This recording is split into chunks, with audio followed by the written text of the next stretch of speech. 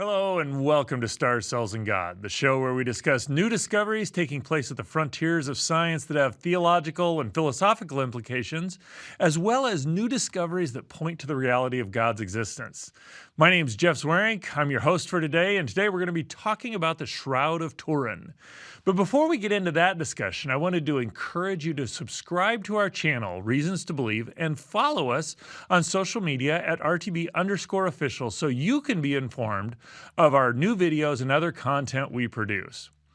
Well, I'm excited today because we have an expert in talking about the Shroud of Turin, and I got Dr. Joe Bergeron. Well, Joe, it's really good to have you on the show. I know you've got a background in medicine, and I know you've researched extensively about the Shroud. Why don't you, if you would, tell us a little bit about your background and how it relates to what we're going to be talking about with the Shroud today. Certainly. I'm a practicing physician. I'm a specialist in physical medicine and rehabilitation. And my practice has been really focused on musculoskeletal injury, evaluation, treatment, long-term impairment, and medical legal implications of that. I've also authored a book, The Crucifixion of Jesus, a Medical Doctor Examines the Death and Resurrection of Christ, and that's what segued me into studying the Shroud of Turin and what medical implications we can glean from observations of the man of the shroud. That's pretty fascinating, especially when you consider, the idea that crucifixion happened. I've had a little bit of education where people are telling me what's going on. It's really a pretty brutal process. And that's kind of, in a very real sense, what we're looking at when we're looking at the shroud is, does this align with Christ or some crucifixion in sense? So why don't I just turn the floor over to you? I know you've got a little bit of presentation. Why don't you go ahead and share your screen? I know you've got some slides. Give us your presentation, and then as you go through, I may ask you some questions as we're going through, but we'll dialogue a little bit more once you're through with that as well. Yes, it's a fascinating thing, actually, to look at the shroud and see the correlation between the biblical descriptions of Jesus' execution. And Jeff, I want to preface what I'm going to say is a lot of people want to focus on the Shroud of Turin. They want to hear an assessment of whether the Shroud of Turin is the authentic burial cloth of Jesus Christ. That I'm not going to talk about that. What I am going to do is go through observations of the man of the shroud and what the injuries are evident and the medical implications of what we see on the shroud. Whether the shroud is authentic is a personal determination. It's as opposed to a scientific observation. So viewers and listeners can decide for themselves what they think about the shroud. But what I want to do today is give a objective assessment to what is seen on the shroud. I'm going to preface my remarks by talking about Jewish funerary customs in the Second Temple period, which are well understood. It was a cultural norm for a family to have a tomb cut in stone if they could afford it. And here you see an image of a stone-cut tomb. There would be a small entry room, not big enough to stand up in, but big enough to prepare the body. The customary preparation or embalming, if you will, was to wash the body, anoint it with perfumes and spices, wrap it in a burial shroud, and affix it with strips. They would then sprinkle aromatic plants over the body. And once the soft tissue components of the body were no longer present, the bones would be collected and placed in a bone box or an ossuary. So here you would see the place where they would prepare the body. The bodies would be placed in inlets cut into the stone walls, which is what you see here. This is a find of a body that is wrapped in a shroud. You can see that the cloth covers the body over the head and draped to the feet, front and back. This particular find was buried into the ground, which is what they would do if they could not afford a family tomb, as Joseph of Arimathea was able to do. This is a unenhanced snapshot of the Shroud of Turin. Pretty much every image you see is enhanced. And you can see this is from 2 to 3 meters away, and it's very faint. I have heard multiple people say or read that if you're standing next to it, it's very hard to see. You have to take a couple steps back to get a sense of what the image really is. You can see on the sides of the image of the man, there are burn marks. The shroud has been in several fires, most notably in 1532. You can see patches there that were attempts to repair the cloth after the fire. This is Hey, Joe, if you could real quickly go back to that just the image there. Yeah. So I'm having trouble getting a scale of the image there. So it almost looks, looks like they're on each side. There's the two dots, a line coming down, and a big kind of bulbous structure at the bottom. What's the scale of that, or where would the image be in there? I'm going to show you a full image of the shroud in a bit, but it would be essentially the size of a 6 foot tall man, plus or minus an inch or two.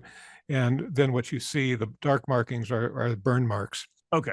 Which so are the dark important. Markings are the burn marks then. Yes. And then you see the triangular things are repairs that were done by the Sisters of the Poor Clares in 1530.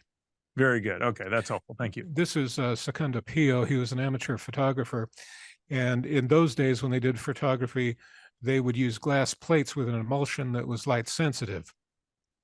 So what he used inadvertently enhanced bluish shades or hues. And what happened when he took the photograph is that he accidentally or inadvertently enhanced the image. And so people were able to see the shroud in a way that they had never seen it before. Now you can see on the left the photo negative of the shroud face, and it almost looks, like a photo positive of a photograph. Now, please understand, I'm not saying it's a photograph at all, or even anything like a photograph, because it long predates photographic technology, but it has characteristics that are like that. And then on the right, you see the photo positive, which almost looks like a photo negative. So it's a very peculiar finding. And it really, this is when people started paying attention to it more. It became somewhat famous. To examine the man of the shroud, again, the man is about 6 feet tall, 72 inches plus or minus. There is a front-back differential where the front is approximately 7 centimeters longer than the back image. That's considered to relate to mild flexion of the trunk and limbs in rigor mortis and draping of the cloth over the body. The neck is flexed. And I've heard people just, in a quandary. Why is the neck? Why don't we see the neck? The answer is obvious, and that is that it's a sign of rigor mortis. Of someone being on the cross, their neck would be hung down, and rigor mortis would have maintained the flexed posture of the neck. Right. Some would argue, well, that's not long enough for rigor mortis to kick in, and I understand that point, and myself as a couch potato, and if I were to fall dead before you all, it would probably take a couple hours for rigor mortis to set in for me. But someone that dies in a high metabolic state and a violent death can go into rigor mortis very quickly. And in essence, almost instantly, or what is debated in pathology literature is called the cadaveric spasm, where there's essentially instantaneous rigor mortis. That's why the neck is flexed. There's excoriations on the forehead, the upper lip and jaw are swollen, the nasal cartilage is separated. That's what in common vernacular we would call that a broken nose. The nose prominence is cartilage, I think but it appears to be separated. There are puncture wounds in the scalp. There's blood flow from the puncture wounds in the scalp, hands, and feet and chest. There are about 100, depending on who counts them, but roughly 100 bidirectional scourge marks that have dumbbell imprints associated with it, and halos that look to be serum of the liquid component of blood that can be seen on ultraviolet light. There's abrasion over the shoulder, which is some consider to be a sign of carrying the patibulum. In the crucifixion in the first century in Jerusalem, the horizontal section of the cross is what the victim would carry. The vertical section was permanently placed in the ground, and the horizontal section would be nailed to the hands. Then the victim would be lifted and placed upon the vertical section. So it's probably different than what we see in most artwork, but that's maybe consistent with that. And then there's a chest wound between the right fifth and sixth intercostal space, which would be consistent with the stab wound that Jesus experienced, described in John chapter 19. And here you see the front and back images of the shroud. Again, this is mildly enhanced. Again, you see the burn marks we talked about. You can see what look like poker holes there, kind of in an L shape. You see that? Those are thought to be from that the shroud would be placed on a table as part of worship, and droppings from incense that burnt the cloth is what those are thought to be from. The arms are placed in front of the pelvis. They would have had to break the rigor mortis at the shoulders to place the arms in front of the body. Right. You can see that the legs are slightly flexed with blood oozing from the feet. The chest wound you can see, and with a trail of blood dripping around to the back as if the body were in a supine or lying on its back position. You see the puncture wounds in the scalp. Now, the puncture wounds in the scalp are a really peculiar finding and something to observe, because it would not have been typical of a crucifixion victim, but it would have been something telltale or consistent with the descriptions of Jesus' execution. Now, crowns were common in Roman culture. The highest honor in the Roman culture would be to receive the crown of grass, or the corona graminea, which would be awarded to a general by the army by unanimous vote if the general had been able to save the army from destruction and lead them on to victory. And what they would do would be harvest plant material from the area that they had conquered and fashion a crown out of it. So it's my opinion, and not mine only, that the crown that they placed on Jesus' head was mocking him as if he had conquered the Romans in their territory, and mocking him as a political insurgent, as the king of the Jews. So you wouldn't see scalp punctures with probably any other crucifixion victim the way we see in the Shroud of Turin. As I said, the victim would carry the horizontal section of the cross on his shoulders back to the crucifixion site. They would walk naked through the town carrying the titellus crucis, which would have the crimes for which they were being executed. Their hands would be nailed, and then the horizontal section would be placed on the vertical section by a mortise and tenon coupling. And we see this area of bruising across the shoulder, which some believe is consistent with carrying the patibulum. So is that across the back section of the person or the front section of the person there? Oh, this is the back. I'm sorry. Back. This is across the shoulder blades. Gotcha. And you see the scourge marks on the Shroud of Turin are consistent with the kind of whip that was used in Jerusalem in Jesus' time. To nail a hand to the cross is a little bit problematic. You see in artwork where most of the time they'll put the nail right through the center. And Dr. Barbet did experiments on hands that had to be amputated, unfortunately, and found out that if you put a nail through the middle of the palm, like we see in artwork, about 100 pounds of extraction force would pull the nail out between the fingers. Right. But if you put the nail through the wrist bones, which would be basically if you bend your ring finger down to the base of the vertical wrist crease in your palm and drove a nail through there, it would go through the wrist bones without fracturing them and create a stable fixation to 240 pounds of extraction force. And when you did this, it would macerate the median nerve that goes through the wrist. That's the nerve that can be injured with carpal tunnel syndrome.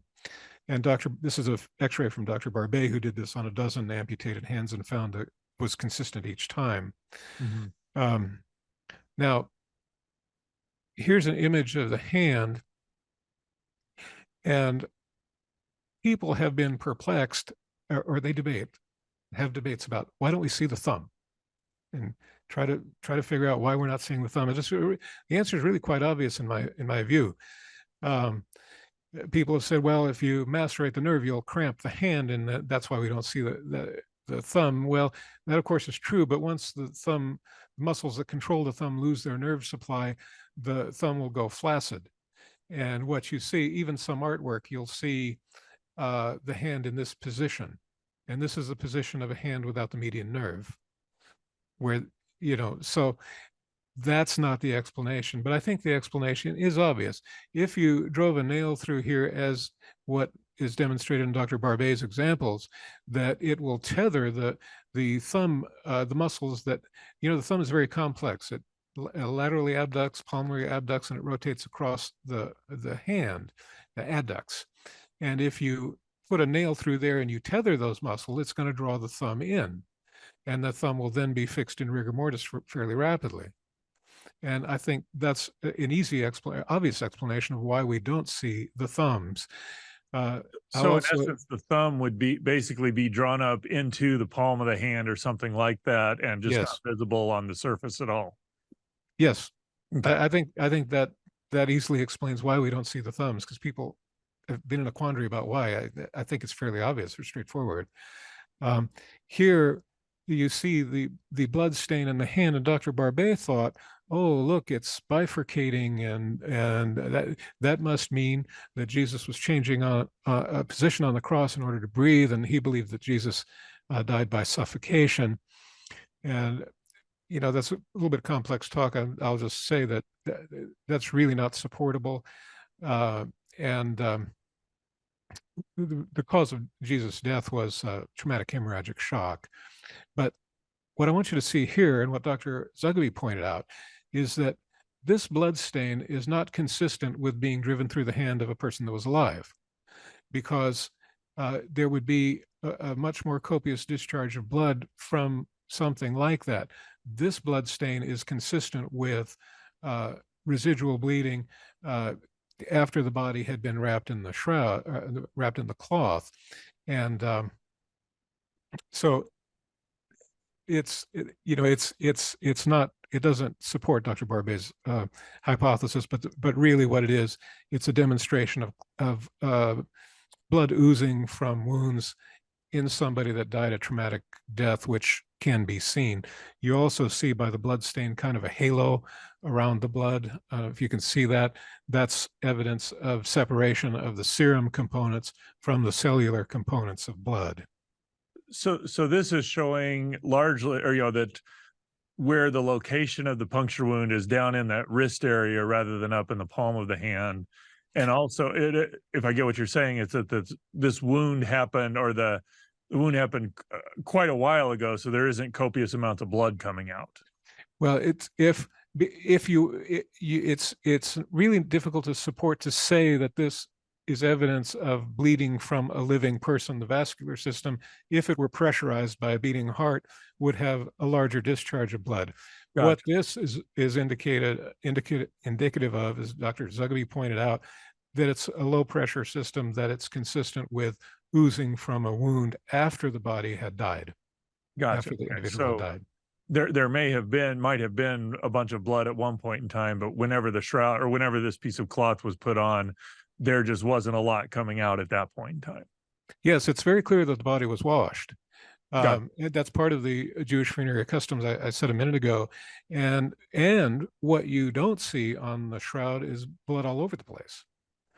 Right. You can see some serum residue, I said, on ultraviolet light, but you don't see blood except where the puncture wounds are, which is consistent with blood oozing or residual blood bleeding after the body had died, which can be seen in a traumatic death.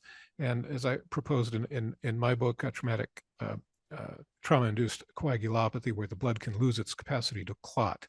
Right. So that's not an unusual finding per se, but it's clear that the body was washed, and that this is bleeding from wounds after the body had been taken down, washed, and placed in the shroud.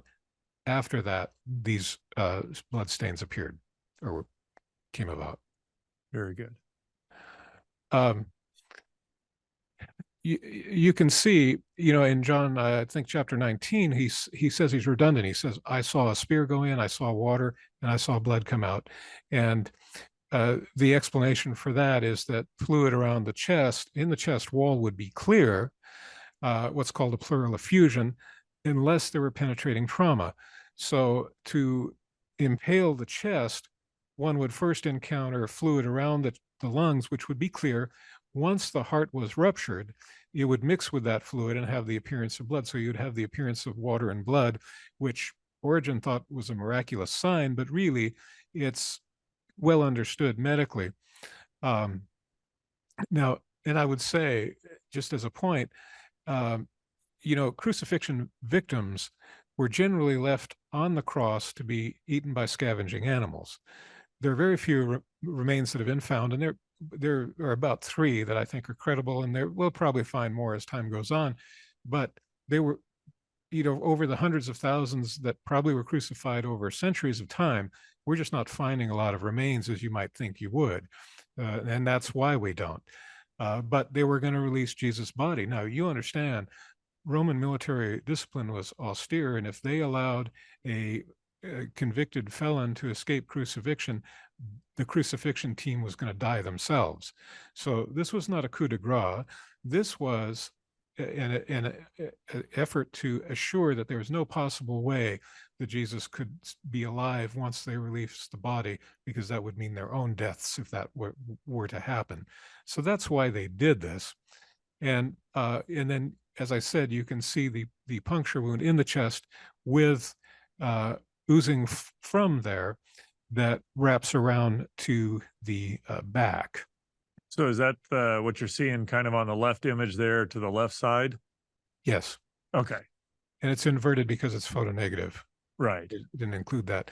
And then you see on the right-hand slide, you can see the rivulet going across the back from the discharge from the chest wound.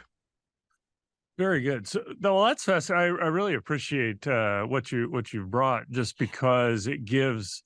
I like that. Here's the factual. Here's what's on there. Here's the explanation for what it's see.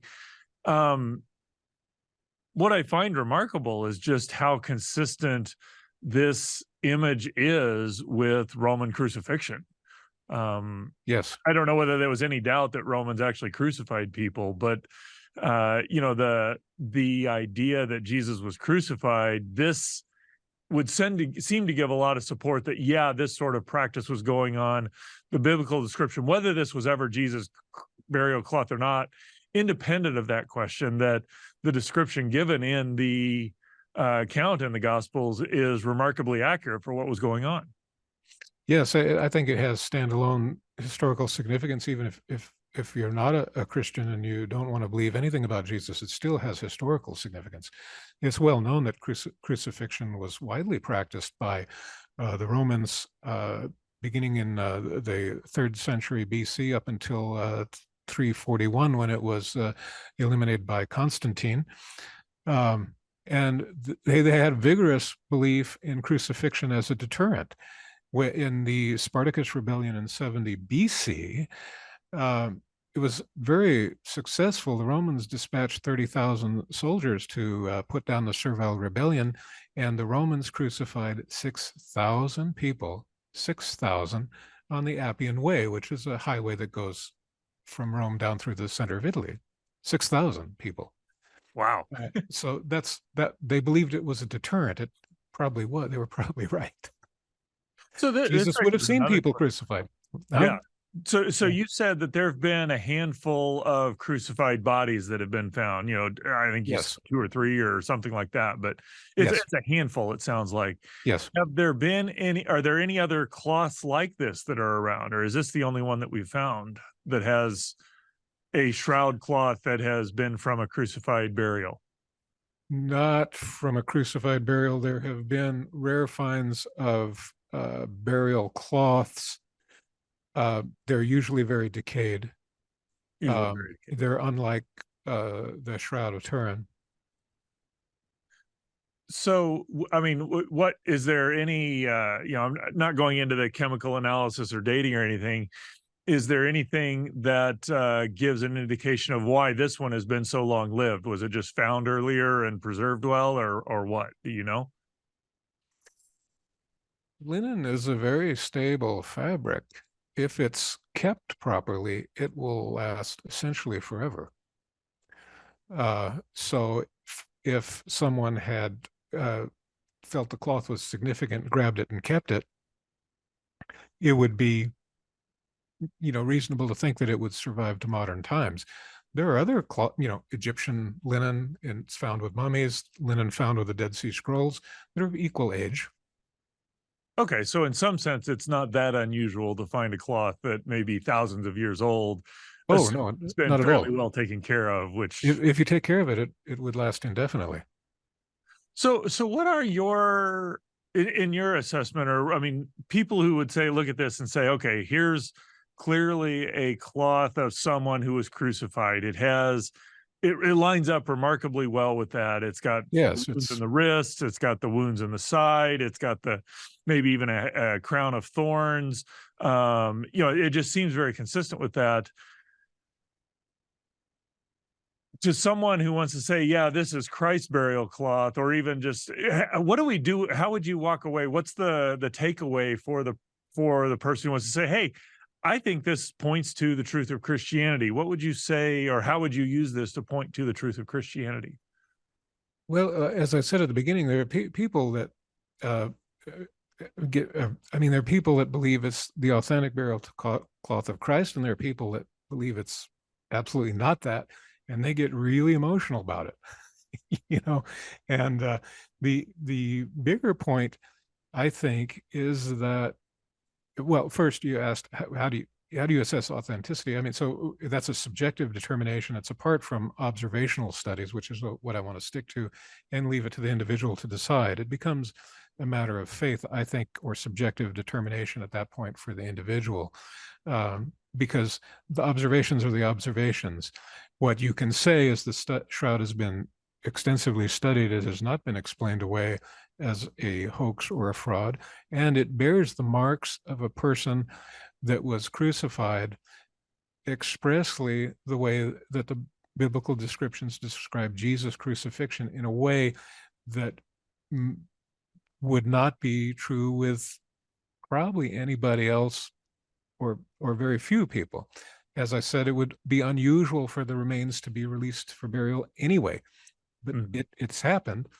But the crucifixion finds that we have, uh, they're it's there aren't other signs of injury, but there are nail marks through the heels, is how we can tell that those were crucifixion victims. But the image of the shroud has telltale features that are consistent with the biblical descriptions of Jesus' execution, and I think that's what we can say about it. Is you can believe it, you cannot believe it, but at least it points us to say, well, if you can think maybe it's true, then maybe you'll take a look at the Gospels and consider that maybe what Christians believe really is accurate and true. Very good. You made a statement in there that we think it's, or that it seems to be authentic. I think that's a question that's independent of, was it Jesus' burial cloth, but is it an authentic artifact? So, what are if you could summarize just kind of in a few, or maybe a minute or two, what do you think is the most potent evidence that this is an actual burial cloth, not somebody trying to do something later that makes it look like a burial cloth? What I did say is that it's been extensively studied and has not been explained away as a hoax, Okay. and that it does show telltale signs of the biblical descriptions of Jesus. In terms of, is it an actual burial cloth? It's an ancient cloth that has the physical dimensions and characteristics of a burial shroud, which is what the Jewish people did, and I think still do today. Uh, so was it an actual burial shroud? That becomes maybe a reach beyond what the facts allow us to make, but it certainly has the markings of that. Okay, so yeah, no, I appreciate your clarification there. It's not that we know that it's authentic, but Mhm. at least any of the ways that we look for would it be a hoax, it seems to be authentic in that fashion. Not that we've validated that it's genuinely is, but none of the hoaxes seem to or the ability to show that it's a hoax, those have come up short of being credible. Yes, and it's been extensively studied, and it's never been established to be a hoax.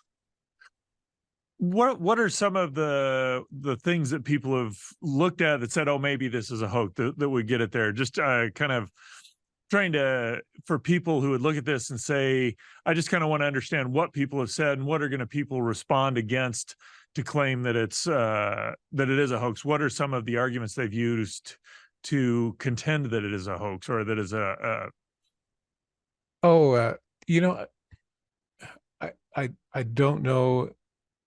I don't know that in detail. I mean, people have uh, first off that you understand that there are people that don't believe in Jesus and never will. So for that group of people, it would automatically be considered some sort of hoax. right? And then folks have proposed different sorts of explanations. Was it painted? Was it this? And did Leonardo da Vinci do it? Did who did this? Was it a medieval art master? And what uh, various kinds of things that people have proposed. Um, I don't consider myself an expert in those kind of things because uh, you know, I, I think the evidence themselves, if you do a deep dive on what is understood about the image of the man, and also the chemical and physical characteristics of the cloth, that, those kind of fade away or fall away. Well, this from my perspective, as I've looked, I found the Shroud of Turin to be something very interesting. Mhm. I've loved your description just because it seems like, regardless of what else is going on there, it seems very consistent with a Roman crucifixion. It Yes, seems it is. to have the hallmarks of a burial cloth that, unless it is some sort of falsification or replication, it validates the idea that the description given in the gospel accounts is what the Romans were doing or people were doing at the time. And so I think that's a fascinating thing. Whether it's Jesus' burial cloth is an entirely different discussion to me. I think, okay, if it is, I think that's fascinating. If it's not, nothing in my faith hinges on we found the burial cloth. It's, in some sense, it's kind of like looking for the ark. If we ever find the ark, great, fantastic. I don't think we ever Yeah. will. And if we don't, that doesn't do anything to invalidate scripture, what scripture is describing there. It sounds like, you kind of have a similar perspective. Am I correct? True. Yeah. And I mean, the man was clearly crucified. And you look, there's blood on the cross, on the shroud. If somebody wanted to paint bloodstains, they would use red paint. you know, I mean, blood would be a difficult medium to paint with because it's not specifically a liquid. It has cellular components. It coagulates. Right. Now, blood is an easy supply. You could get that, but it would be a hard medium for an artist to use to paint. It's not something they would do. Right. So just in terms of the physical characteristics of the cloth, we've talked about that it lines up with what the or what the Roman descriptions of crucifixion, with the biblical descriptions of crucifixion. Not by any means saying this is an authentic burial cloth, but it certainly has withstood every test being thrown at it so far, it sounds like. Yes. It does line up with the idea that whoever was buried with this was had a traumatic, just massive hemorrhaging, not rather than suffocation or some other form of death. Is there any other, just kind of looking at the physical characteristics, things that stand out that you haven't discussed that you'd want people to know before we wrap up our show today? Uh, Not specifically. I just, you know, uh, there are telltale signs of rigor mortis in the body. I had someone ask me recently, "Oh, look, the legs are flexed, and so maybe Jesus was kind of reclining in the tomb and kind of revived." And I called that the recliner in the tomb theory. Uh, but those are really tell signs of rigor mortis. And I guess the most credible kind of contest to that would be um, the idea that rigor mortis can take some time to set in. And so that's why some people have said, oh, look, there's signs of life in the shroud. So the guy wasn't dead when they wrapped him in it. That's one you asked me, it just came to mind. You asked what people contest about the shroud. I think that's a more credible one than so many others. But I mean, if you read pathology books, and I would advise you not to do that. And if you do, at least don't look at the pictures. but but they're eye popping. Let me tell you, I could even imagine such. even for me. But the concept of rapid onset rigor mortis is well attested to, and that's what that shows. That's why the legs are flexed. That's why there's considered to be a mild flexion of the trunk, flexion of the neck. Those things. It's a finding of rigor mortis in my view. Well, thanks, Joe. I really appreciate your comments today. I think I'd love to have another show where we look at maybe some of the dating and the chemical analysis of what's going on with the shroud. But just the description of what's going on physically is just fascinating. And I love the discussion of the rigor mortis, and just learned some interesting medical stuff that was going on there. And I really hope the audience, you here, have enjoyed the show as well. We enjoy bringing Star Cells and God to you, equipping you to be able to see the truth of Christianity. And remember, the more we learn about science, the more we have reasons to believe.